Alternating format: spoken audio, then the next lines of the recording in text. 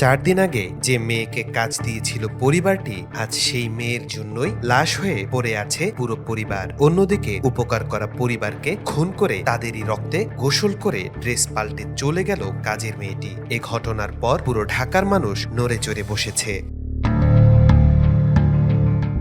পবিত্র কোরআনের একটি আয়াত, কুল্লু নাফসিন যায়কাতুল মাউত, অর্থাৎ প্রতিটি প্রাণীকে মৃত্যুর স্বাদ গ্রহণ করতে হবে। মৃত্যু অনিবার্য জেনেও আমরা আশায় বুক বাঁধি, স্বপ্ন দেখি, নিজের পৃথিবী সাজাই। যদি হঠাৎ করে সেই পৃথিবী ভেঙে তছনছ হয়ে যায়, তাহলে নিজেকে কি বুঝ দিবেন?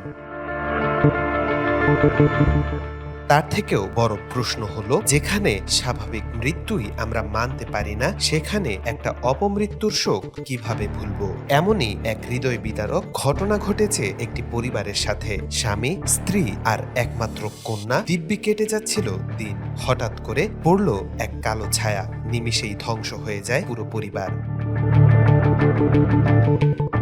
রাজধানীর মোহাম্মদপুরে নিজ বাসায় ছুরি মেরে ক্ষত বিক্ষত করে হত্যা করা হয়েছে মা ও মেয়েকে, যার সন্দেহের তীরে রয়েছেন ওই বাসার নতুন নিযুক্ত কাজের মেয়ে আয়েশা।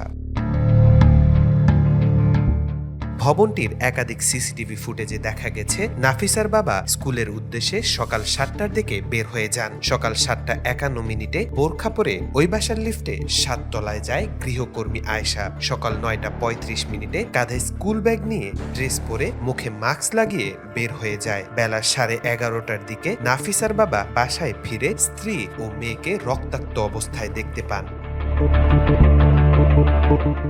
প্রতি বছর মেয়ের বার্ষিক পরীক্ষা শেষে ছুটি কাটাতে গ্রামের বাড়িতে যেতেন ঢাকার মোহাম্মদপুরে ছুরিকাঘাতে খুন হওয়া মা ও মেয়ে। এবারও আসার কথা ছিল কিছুদিনের মধ্যেই, কিন্তু আসলেন ঠিকই, তবে নিথর দেহ নিয়ে। এমন নৃশংস হত্যাকাণ্ড মেনে নিতে পারছেন না পরিবার ও স্বজনরা।